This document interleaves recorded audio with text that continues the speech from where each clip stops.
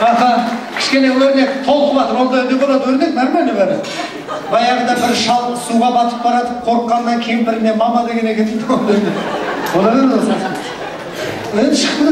Осында өрнектің үйіндегі келін бар. Ерлі зайыптылардың ортасына есі кеткен сөз дейді. Өрнекпен келіншегін бөлмей сөз берейік.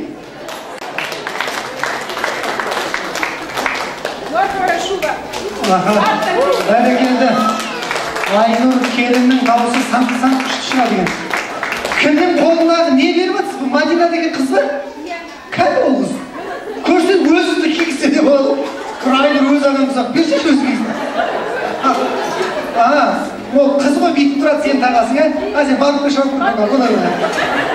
соны біліп алайық та, чөп-чөп деген. Бұны алып атқан Мадина. Күшті жарасып қалды әкпет, пай-пай. Норка Бішуба деген любой кемпірдің арманы апамыздың.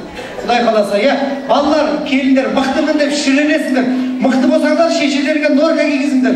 Мен көп достарым бар, әйелім норка бар деп әйеліме мақтанатын. Бір шешеңге кигіз, әйелім өлмейді ол. Кемпір болғанша, дұрыс па?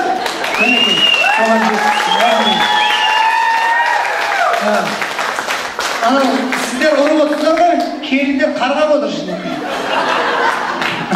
Әмин. Кеттік ары қарай ендігі сөзге